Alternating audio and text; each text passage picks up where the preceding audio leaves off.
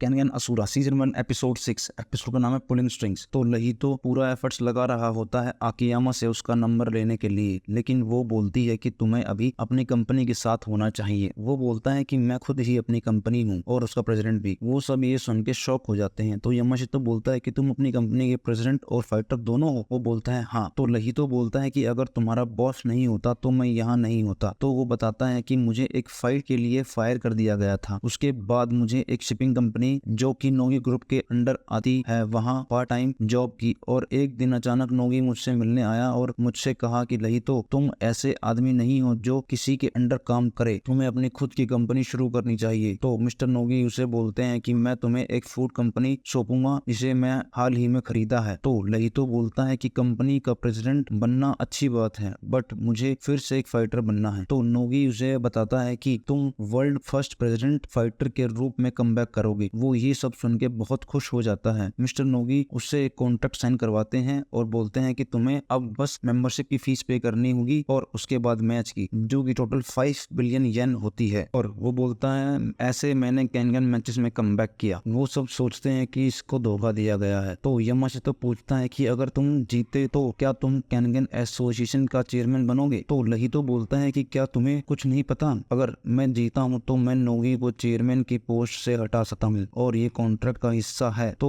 वो ये सब आकियामा से कंफर्म करता है। वो बताती है कि यही असली रिवॉर्ड है टूर्नामेंट का, जो कंपनी जीतेगी वो अगले चेयरमैन का चुनाव कर सकती है। यामाशितो कॉर्पोरेशन के पास भी यही सेम कॉन्ट्रैक्ट है। इसका मतलब है कि जितने ज्यादा पार्टिसिपेंट आपके पास होंगे उतनी ज्यादा एडवांटेज आपके पास होगी। यामाशितो बोलता है कि नोगी ने मुझे इसके बारे में कुछ नहीं बताया और हो सकता है अदर कंपनीज भी हमारी तरह ही ये ट्रिक आजमा रही हो। इसी तरह और कंपनीज भी छोटी कंपनीज को अपनी तरफ खींच लेती हैं और लालच देकर, धमकी देकर, और ये सब पर्दे के पीछे होता है। सब लड़ाई आपस में कंपनीज के बीच में होती है और ऐसे ही चेयरमैन की पोजीशन बचाई जा सकती है। नहीं तो बोलता है कि हमें बस अब जीतना है। यामाशितो बोलता है ऐसे फैंसी प्लेसेस पर मैं कंफर्टेबल फील नहीं करता हूँ। तभी वो देखता है कि वहाँ इतनी भीड़ क्यों जमा हो रखी है। वहाँ जाकर देखता है तो वहाँ जापानीज चेस खेल रहे होते हैं। तभी यामाशितो को केन ओया आवाज देता है। तो बोलता है कि मैं तुम्हें ही ढूंढ रहा था। वो पूछता है कि सब सही है। केन यामाशितो से पूछता है कि क्या तुम जापानीज चेस खेलने में अच्छे हो। मुझे लगता है कि तुम हो। मेरे बदले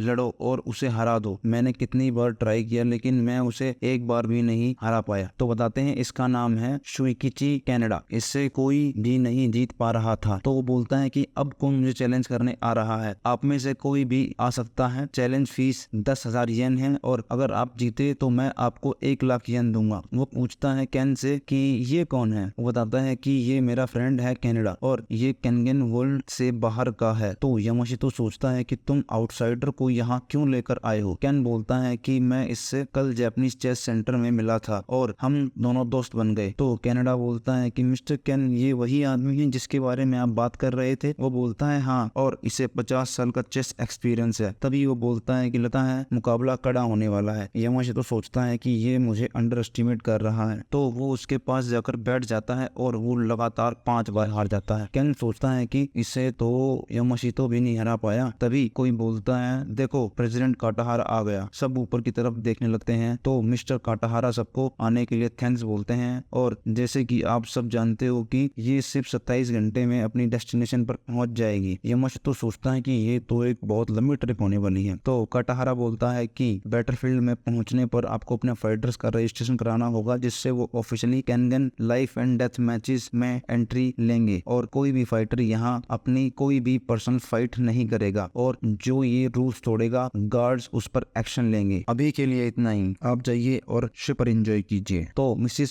शियोन सोरियून मिलने आती है मिस्टर नोगी से। तो बोलते हैं कि तुम क्या सोचते हो चेयरमैन की स्पीच के बारे में और क्या लगता है कि इससे क्या होने वाला है। तो मिस्टर नोगी बोलते हैं कि कौन जानता है कि यहाँ कब क्या हो जाता है। तभी ओमा बोलता है कि अच्छा तो तुम अपने बारे में बात कर रहे हो। तो शियोनी बोलती है तो तुम हो ओमा टोकेटो। वो बोलता है लेकिन तुम कौन हो। वो बोलती है कि तुम 5 से और भी ज्यादा हैंडसम लगते हो और अब मुझे पता चला कि मेरा फाइटर किरियू तुम्हारे पीछे क्यों पड़ा हुआ है। तभी वो उसकी कॉलर पकड़ लेता है और बोलता है कि बताओ कहाँ है सेत्सुना किरियू। तो शियानो बोलती है कि शांत हो जाओ। तभी उसे लहितो पीछे से पकड़ लेता है और शियान बोलती है कि मुझे नहीं पता तुम दोनों की क्या हिस्ट्री है, पर मैं तुम्हें बता दूं कि वो एक एक एक्स्ट्रा ऑर्डिनरी अपोनेंट है और अगर तुम उससे फाइट करना चाहते हो तो तुम्हें खुद को प्रिपेयर करना होगा। नेक्स्ट सीन में सेत्सुना उस गार्ड को मार रहा होता है जिसने उस फाइटर को किक मारकर शिप से बाहर फेंका था और बोलता है कि तुम्हारे उस अटैक से उस पे खून के छींटे पड़े और वो दूषित हो गया, इसके लिए तुम्हें मरना पड़ेगा। तो नेक्स्ट सीन में कनाडा बता रहा होता है कि कंपनीज अपने फाइटर चेंज कर सकती है और रियो बोलता है कि क्या तुम मजाक कर रहे हो कनाडा? वो बोलता है नहीं, मेरा ऐसा कोई इंटेंशन नहीं है। तो कनाडा बोलता है कि क्या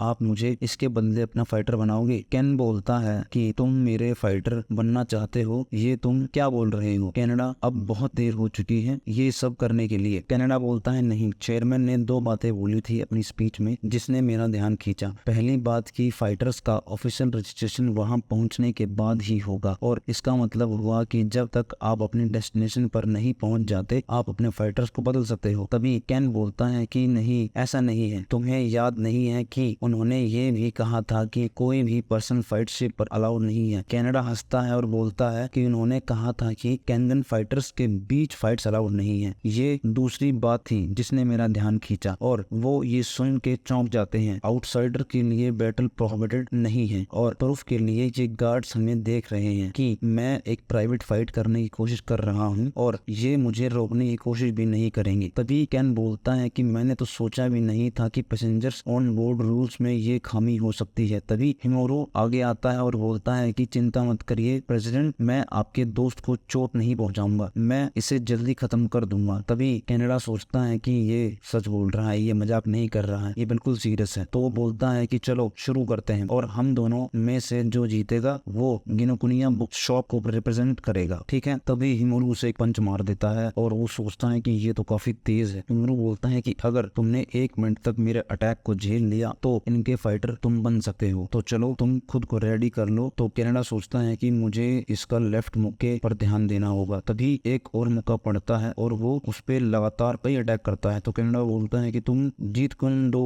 यूज कर रहे हो। वो ये सुन के चौंक जाता है। तो बताते हैं कि Jeet Kune martial art Chinese kung fu based है जिसमें हाथ और पैरों को आगे रखकर उसे यूज किया जाता है और ये एक यूनिक ट्रैप टेक्निक है। इसके मूव्स में आंख फोड़ना, जॉइंट्स तोड़ना शामिल है जिससे फाइट्स छोटी हो जाती है और मैच ज्यादा से ज्यादा 6 सेकंड में खत्म हो जाता है। तभी हिमोरू सोचता है कि ये पोजीशन को ऑब्जर्व कर रहा है और वो कनाडा को बोलता है कि सरेंडर करने के लिए तुम कभी भी राजी हो सकते हो, ओके? और हिमोरू सोचता है कि क्या ये सिर्फ डिफेंस ही करने वाला है पूरे 1 मिनट तक। फिर वो उस पर अटैक करना शुरू कर देता है और उसकी हिप्स पर अटैक करता है और वो गिर जाता है और हिमोरू बोलता है कि शायद अब तुम समझ गए हो कि कैनगन मैचेस कोई मजाक नहीं है। तभी कनाडा खड़ा होता है और हिमोरू सोचता है कि क्या इससे सच में लगता है कि ये मुझसे जीत सकता है और वो उसे दोबारा लड़ने के लिए बोलता है और तभी वो हिमोरू को एक फेस पंच मारता है। वो सोचता है कि क्या ये इसने कैसे किया। कनाडा बोलता है कि मैं इतना बुरा भी नहीं लड़ता हूँ। तभी हिमोरू को गुस्सा आ जाता है और उस पर फिर से अटैक कर देता है और कनाडा उसे फिर से एक पंच मार देता है और वो घुटनों के बल आ जाता है और कनाडा बोलता है कि क्या तुम अब अपनी पोजीशन को सरेंडर करना चाहोगे। तो हिमोरू सोचता है कि ये कैसे हो सकता है, ये मुझे कैसे हरा सकता है। तभी हिमोरू खड़ा होता है और बोलता है कि तुम स्ट्रांग हो, ये मानना पड़ेगा। वो दोनों पोजीशन लेते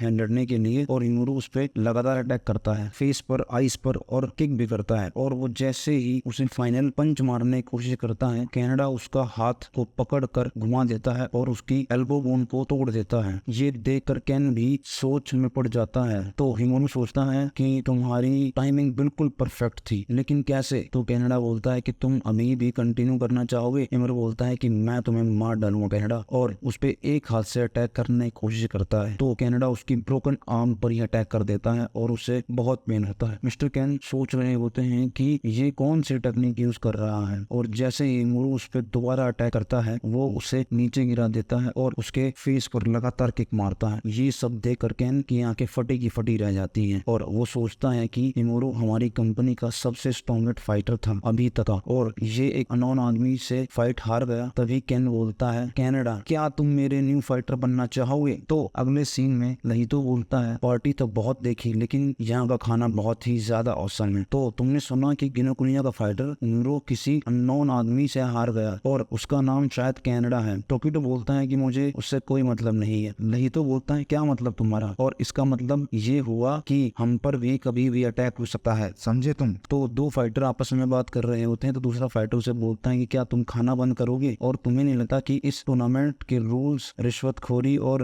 धांधली की अनुमति दे रहे हैं और मुझे नहीं लगता कि ये रूल्स चेयरमैन काटाहारा को कहीं से बेनिफिट्स देने वाले हैं। तो दूसरा फाइटर बोलता है कि तुम्हें लगता है कि ये रूल्स क्यों हैं? तो वो बोलता है कि क्या पता इन सब के पीछे कौन है और हम किस पे ट्रस्ट करें और किस पे ट्रस्ट ना करें। एक गलत फैसला हमारी जान ले सकता है। तभी वहां से दो लोग आते हैं और वो आपस में बात कर रहे होते हैं कि ये कैंगन फाइटर्स हैं, तो चलो इनको जल्दी से खत्म करें और इनकी पोजीशन ले लेते हैं। तभी वो सोचते हैं कि ये लोग वही काम करने आ रहे हैं जिसके अभी हम बात कर रहे थे। तो दूसरा फाइटर बोलता है कि कोई बात नहीं, मैं वैसे भी यहाँ बोर हो रहा था, तो चलो थोड़ा वर्कआउट कर लेते हैं। तो वो उनसे बोलता है क्या तुम रेडी हो? और यहीं पर एपिसोड खत्म हो जाता है। थैंक यू सो मच, मिलते हैं अगले एपिसोड में।